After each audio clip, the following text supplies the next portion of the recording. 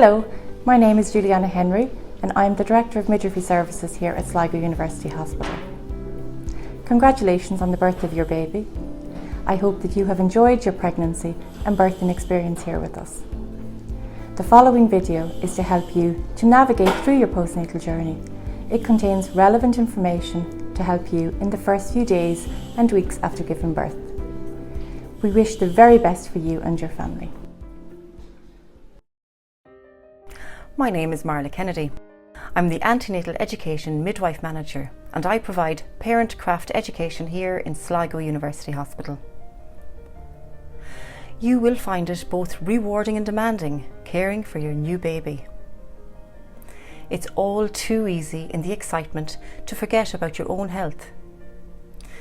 With everything focusing on the birth, you may not have given much thought to what happens afterwards.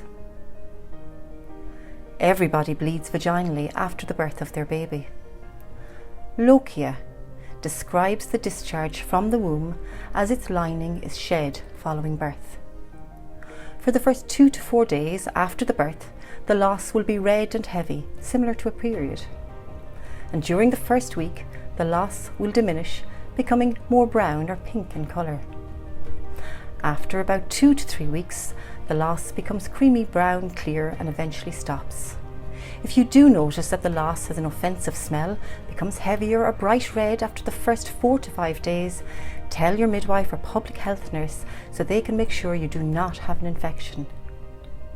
Your next period may start again within the first 6 weeks, although if you're fully breastfeeding, this may be delayed.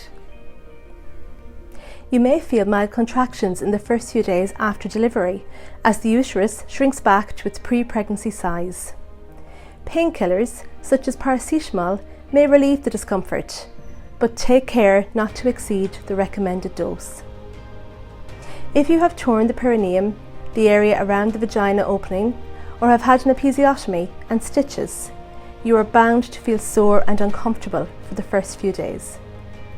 Make sure that you take medication to relieve the soreness.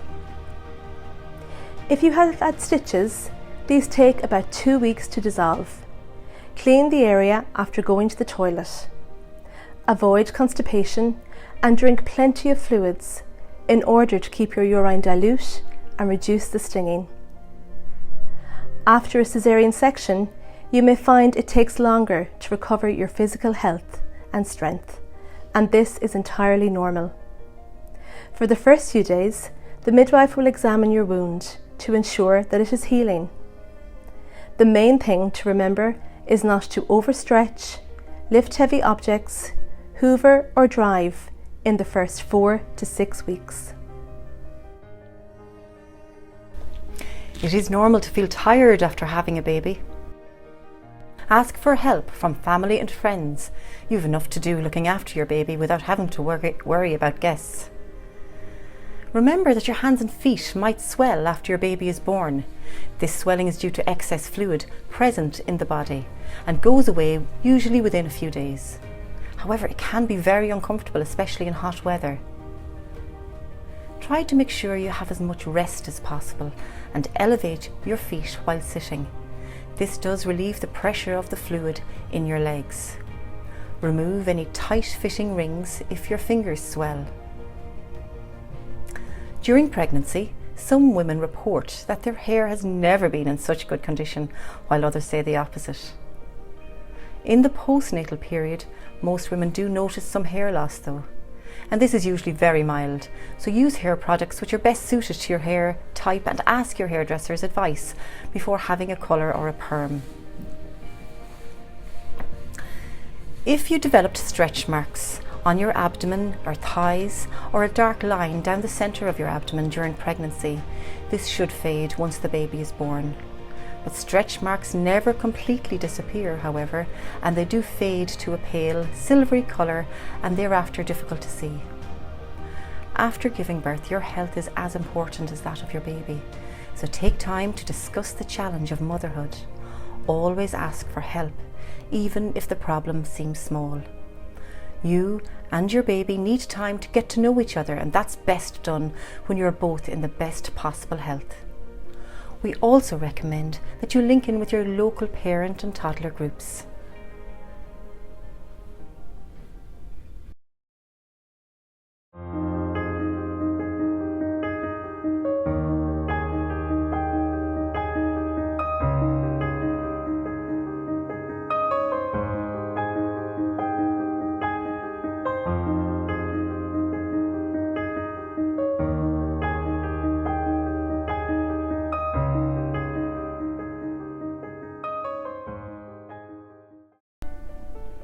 Hi, I'm Lynn, the Infant Feeding and Lactation Nurse Specialist here in Sligo University Hospital. I'm here to help you plan your baby's feeding journey during your pregnancy and following the birth to ensure you have the skills, confidence and support to breastfeed your newborn successfully. Breastfeeding is the best start you can give your baby in life. Any amount of breastfeeding has a positive effect. The longer you breastfeed, the longer the protection lasts and the greater the benefits. You will soon learn your baby's hunger cues. They will flutter their eyes, stick out their tongue, bring their hands to their mouth, make mouth movements and wriggle or move towards your breast. Crying is a late feeding cue. There are various ways you can position your baby to breastfeed. No one way is best. The right way is what works best for you. Having a baby who attaches well to the breast can prevent many breastfeeding problems. Therefore, it is worth spending time getting it right from the beginning. You need to bring your baby close and facing the breast directly, with their nose level to your nipple, tummy to mummy. It is uncomfortable and tricky for your baby if their head is twisted, so keep their head and body in a straight line. Avoid holding the back of your baby's head.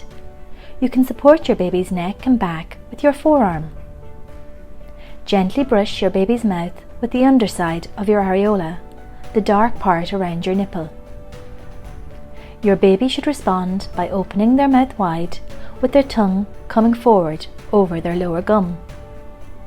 Quickly bring your baby to the breast with your nipple aimed at the roof of their mouth. Baby's chin should touch your breast first on your areola, well down from the nipple. The wider their mouth is open, the deeper the latch should be.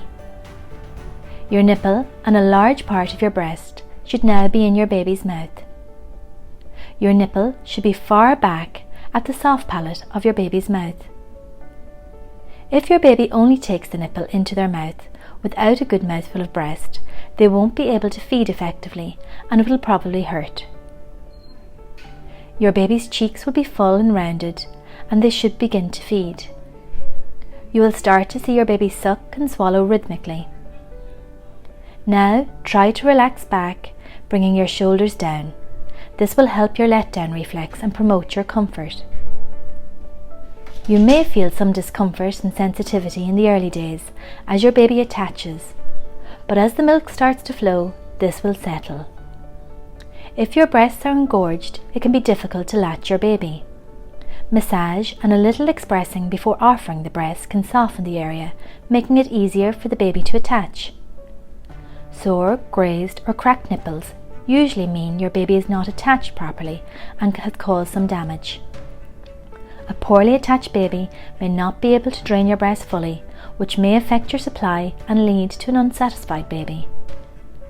If you notice your baby's cheeks are hollow as they suck, clicking sounds, they keep slipping on and off the breast, or that it hurts while feeding, you need to take your baby off and reattach and possibly change their position. To do this, place a clean finger in the corner of your baby's mouth between the gums and break the suction and release your nipple. Because breast milk is designed perfectly for your baby, it is quickly and easily digested. Feeding frequently in the early days and weeks helps make sure that your baby is getting enough milk and that your body is making the right amount of milk. Feed your baby as often as they want, for as long as they want. This is called responsive feeding. It is common for newborns to feed at least 8 to 12 times in a 24-hour period, including during the night. This means you will be feeding every 2 to 3 hours, which in the beginning can feel like you are doing nothing but feeding. But gradually, you and your baby will get into a pattern and it'll settle down. It is a good idea to offer both breasts at each feed to ensure baby gets an adequate amount. The length of a breastfeed will be determined by your baby's interest and response. Allow them to actively feed for 10 to 20 minutes on one breast. After this time, the milk flow normally decreases and your baby will lose interest or doze. After a burp, a nappy change or a cuddle, offer them the other breast. Then, at the next feed, reverse this order, offering the breast last fed on first. Many newborns have periods where they feed very frequently for a few hours. Often, these cluster feeding periods are followed by a longer period of sleep. If your baby is extra sleepy, you may need to wake them to ensure they get the milk they need. It is good to remember that feeds are not just for nutrition, but also give comfort and reassurance to you and your baby. It is normal for mums to worry about whether the baby is getting enough milk, and it may take a little while before you feel confident they are getting what they need. We can't measure how much the baby is getting, but even in the first week, there are some reliable signs that your baby is getting enough. Put simply, what goes in must come out, meaning their nappies can reassure us that baby is feeding well by noting how much and how often your baby wees or poos. After 5 days, your baby should be having at least 5 wet nappies per day, and the urine should be clear in colour. Their poos should be regular, soft, and a yellow mustard colour, about the size of the palm of their hand. Observe your baby during feeding. They should start with a few rapid sucks, followed by more long rhythmical sucks and swallows with occasional pauses. You can hear and see them swallowing. Their cheeks stay round, not hollow, during sucking, and they seem calm and relaxed during feeding. When finished, they will come off the breast themselves and their mouths look moist. You should notice your breasts feel softer and your nipples look unchanged, not flattened or pinched or discoloured. Additionally, well-fed babies will be alert with good muscle tone and have a good colour and look like they fit in their skin. After 10 to 14 days, they will start to gain weight and their clothes will become snugger. They will have some content times during feeds, but fussy periods are normal baby behaviour too, and not necessarily a sign of a baby who is not getting enough milk. Hi, my name is Sylvia and I'm a midwife on the postnatal ward.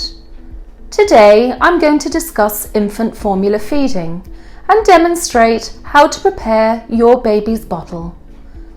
There are 2 forms of infant formula: a ready-to-feed liquid, which has already been prepared. Although convenient, this tends to be a more expensive option.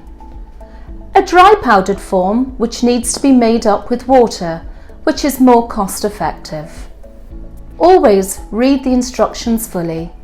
This is to ensure you prepare the exact amounts of water and formula that your baby needs according to their age. Speak to your midwife or public health nurse if you need any advice. So to prepare a formula feed, begin by washing and drying your hands and cleaning your work surfaces. Sterilise all of your equipment. You may be using a steamer, boiling water method or a chemical steriliser. To start, fill the kettle with fresh tap water and boil it. Leave the water to cool in the kettle for 30 minutes.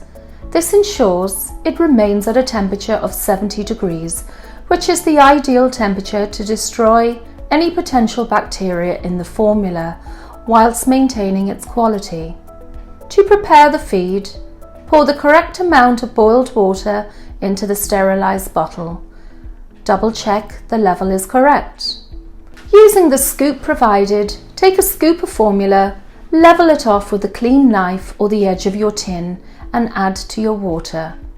Add the exact numbers of scoops to the water as per instructions.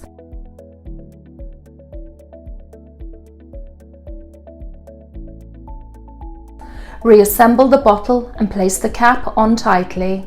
Give it a good shake to mix the contents and ensure the powder has dissolved. To test the temperature, place a few drops of milk on the inside of your wrist. It should feel lukewarm but not hot. You can cool down the feed by holding the bottle under a cold running tap or leave to stand in a bowl of cold water until cooled. To heat up your prepared bottle, place the bottle in a bowl of warm water and remember to check the temperature before use. Discard of any unused milk within 2 hours of preparation. It is considered best practice to prepare a fresh feed each time. However, if you need to store made-up bottles, it is advised to cool quickly and store in the back of your fridge for 24 hours. Paced bottle feeding is a technique that controls the flow of milk coming out of the bottle, so your baby can feed at a comfortable pace. It can prevent overeating, gulping or choking, and reduces wind. Make sure you are sitting comfortably with your back supported and your baby held close to you. Hold your baby in a semi-upright position, their head nicely supported and where you can see their face. Brush the teat against baby's upper lips. When your baby opens their mouth, gently advance the bottle in a horizontal position and allow the baby to draw the teat into their mouth. After 20 seconds, tilt the bottle down.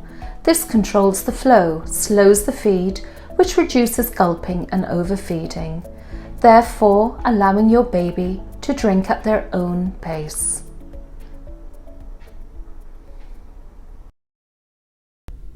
Hello, my name is Marcella and I'm a midwife here in Sligo University Hospital, and I'm going to show you how to bath your baby. Bath time is a chance for you to bond with your baby, have fun and play. A bath 2 or 3 times a week is enough to keep your baby clean. Firstly, make sure the room is warm, that you've gathered all the bits that you need: fresh clothes, towels, cotton wool and a clean nappy. Fill the bath, the basin or the baby bath or the sink between 8 and 10 centimetres of water. The water should be just high enough to cover the baby's tummy. Make sure the water is the right temperature, roughly around 36 degrees. Use your elbow to test the water. If it's too hot for your elbow, it's too hot for the baby. Undress your baby, but leave it in the nappy. Wrap it in a towel and place it in a rugby hold over your hip. Bring to the bath and use cotton balls to clean and wipe one eye at a time. Wash the face and wash the hair. We don't use anything other than water for this.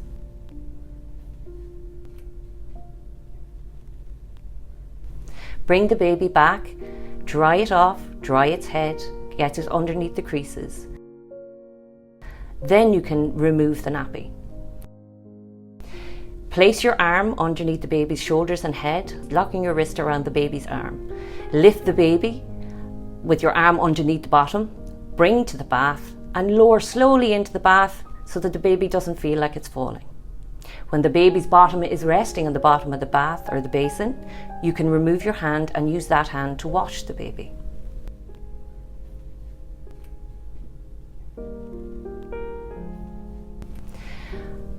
After you've bathed the baby with your free arm, you can lift the baby back out, placing your free hand underneath the baby's bottom, holding its legs, because they are very slippy at this time. Place back on the towel, pat them dry. Don't forget to get underneath the skin folds and creases. Redress your baby with fresh nappy and empty your bath water.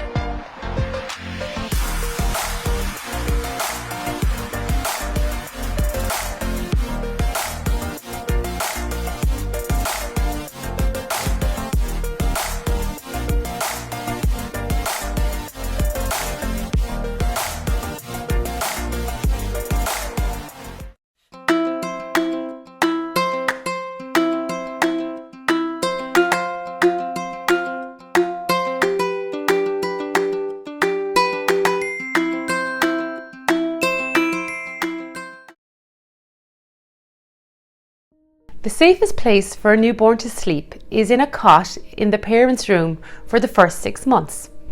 Put your baby to sleep on a firm, flat mattress that fits tightly to the edge of the crib or cot. The room temperature is important. The ideal temperature should be between 16 and 18 degrees Celsius. If you are comfortable in the room wearing light clothes, then it will be comfortable for your baby. Keep the room at an even temperature throughout the night. It is important not to position the cot by a radiator or heater or in front of a very sunny window. Cellular blankets are recommended. Keep toys out of the baby's cot. Ensure the plastic covering has been taken off the mattress. The important message is, put your baby on their back to sleep, in the feet to foot position. This ensures their feet are at the bottom of the cot so they can't slip down under the covers. Make sure the blankets come no further than the baby's chest, tucked loosely but securely to make sure they cannot slip over the baby's head. Check your baby regularly to ensure their head stays uncovered.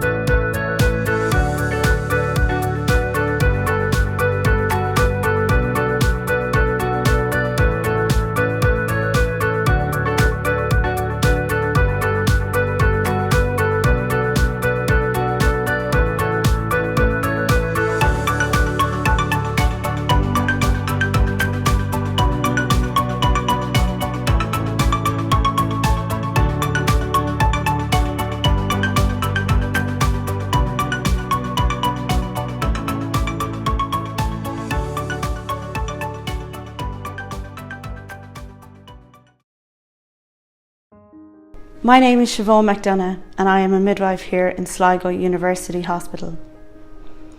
All babies cry and some cry more than others. It is normal for a baby to cry. Crying is their way of communicating with you. Each baby is unique. It can take you time to figure out why your baby is crying. Sometimes there may be no obvious reason why. When trying to soothe your baby, try thinking about possible causes, like trapped wind, hunger, or a dirty nappy. To soothe your baby, pick them up and try different positions to see which they prefer. Or give them a soother to help pacify them if you're using one. Play gentle music and background noise, such as white noise. If you are able to remain calm, it will help your baby settle. When feeding your baby, it is important for them to take short breaks to burp and relieve wind. When they have wind, they are unsettled. They may arch their backs and draw their legs up. The best way to burp your baby is to hold them in an upright position against your shoulder, rubbing or patting their back. You can also try propping your baby on your lap, leaning forward, supporting their jaw and head, and rub or patting their back. If your baby cries a lot, they may have colic. Colic is when your baby's crying begins and ends for no obvious reason. It lasts at least 3 hours a day, at least 3 days a week, and continues for 3 weeks to 3 months. Colic is temporary and should resolve with time. Talk to your GP if your baby is crying constantly. If their cry sounds different to normal, they are crying especially around the time of feeding and not gaining weight, or if you feel you are not coping. Changing your newborn's nappy is one of those things you'll be doing 7 or 8 times a day, so it's best to be organised from the start. Make sure you have everything you need ready and close to hand. Place your baby on a clean, soft, flat surface. Open the nappy and wipe away excess stools from the genital area with the corner of the nappy. Hold your baby by the ankles and lift up their bottom. Use soft cotton balls or a wet cloth to clean your baby. Clean around the umbilical cord area. For a girl, be sure to wipe from front to back. This will help minimise the spread of an infection. Swap a clean nappy for the dirty one. Use the tabs to see which way goes up. Avoid covering the umbilical cord as this can cause irritation. For a boy, keep his penis pointed down. Fasten the nappy at both sides with the tapes, making sure it's snug, but not so tight that it pinches the skin. Retape the soiled nappy around the contents, put it in a plastic bag and discard it in the bin. Dress your baby and wash your hands thoroughly. Babies wet their nappies several times a day. The number of wet nappies is a helpful sign of how much fluid the baby is taking in. Generally, a baby should have 5 to 6 wet nappies each day. This is a good indication that they're getting enough milk.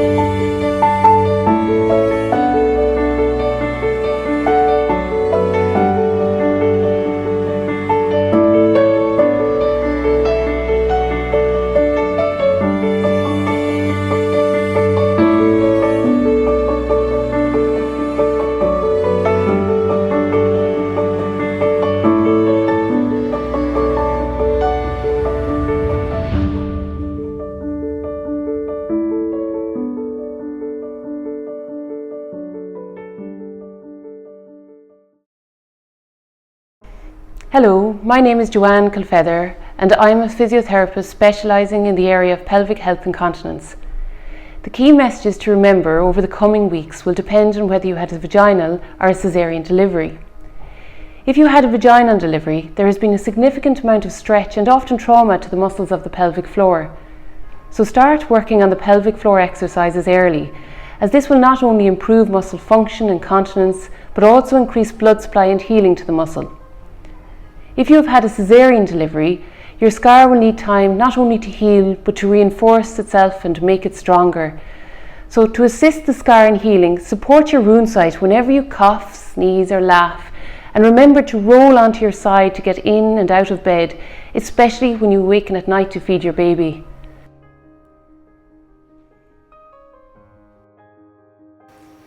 In 6 weeks' time, the scar is roughly around half of the strength you want it to be. So over the subsequent weeks, it will reinforce itself and become stronger. We would therefore advise initially that you would avoid heavy lifting, as you not only have a healing scar, but also weaker, lengthened tummy muscles from the pregnancy itself. For more information on pelvic floor exercises, postnatal posture and advice on return to exercise after pregnancy, have a look at the HSE website mychild.ie, or contact your GP to get a referral for physiotherapy if you have any immediate concerns.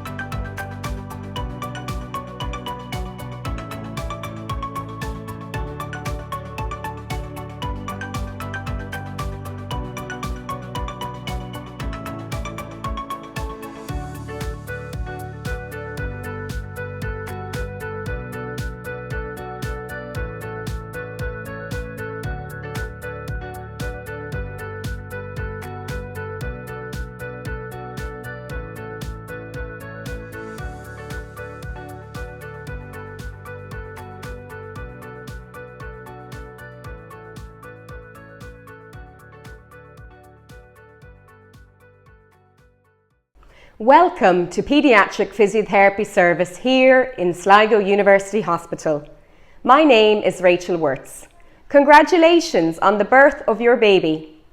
We have 2 physiotherapists who are specially trained in the care of babies and children and work in areas such as the neonatal care unit and postnatal ward here on level 4. In this video, I'd like to reference helpful and researched materials for your newborn baby on the following topics. Tummy time from birth. Yes, it starts that early. Prevention of flathead syndrome, also known as plagiocephaly, with advice on how to change your baby's position when they're awake, feeding and asleep. How important tummy time is and who to contact with concerns.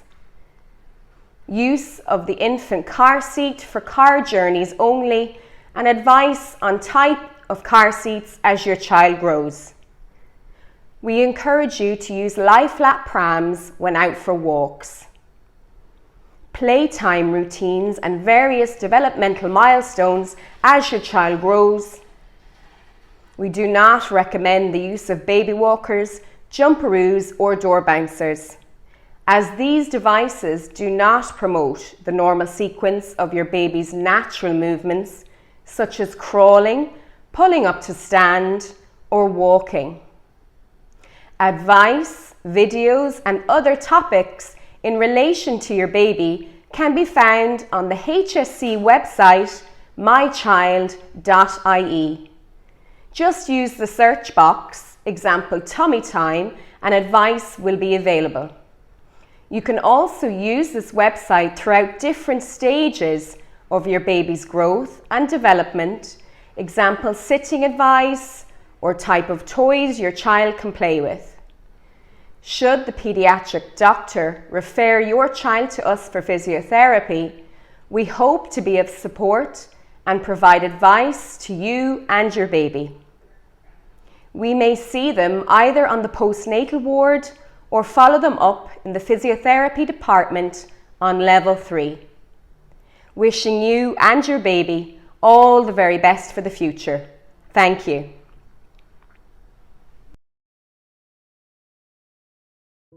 Hi, I'm Ravi. I'm one of the consultant obstetricians in Sligo University Hospital, and I'm going to talk to you a little bit about postnatal care. You should make an appointment for your postnatal check with your GP or obstetrician. This should be done at about 6 weeks after the birth of your baby. This is an important appointment. Your GP or obstetrician can check that you are recovering from the birth and that you're feeling well. Your baby also needs a checkup 6 weeks after birth. Either your GP or a pediatrician can do this checkup. Your postnatal checkup and your baby's 6-week check can be done by your GP at the same appointment. This visit to your GP is a good chance for them to meet your newborn. It's also an opportunity for you to voice any concerns you may have and to ask questions. Consider making a list of any questions you may have before your visit.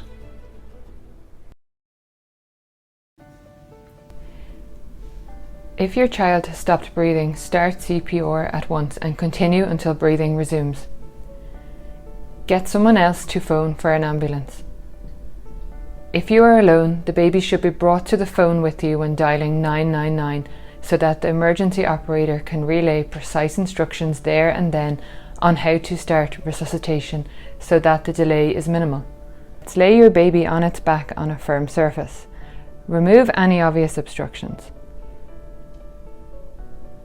To open the airway, tilt baby's chin. Check the baby's breathing, and if there is no breathing after 5 seconds, give 2 rescue breaths. For rescue breaths, cover baby's nose and mouth with your lips and breathe gently into their lungs until their chest rises. Check for signs of circulation, which include any movement, coughing, or normal breathing. Start chest compressions if there are no signs of circulation. Place 2 fingers on the middle of your baby's breastbone, just below the nipples. Use your fingers to compress into the chest 1/3 of its depth only. Do this 30 times in smooth motions.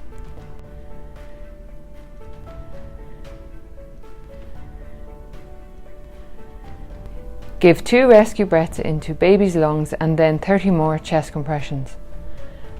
Monitor the baby for any heartbeats. Continue with 30 compressions followed by 2 rescue breaths until the heart starts beating or medical help arrives.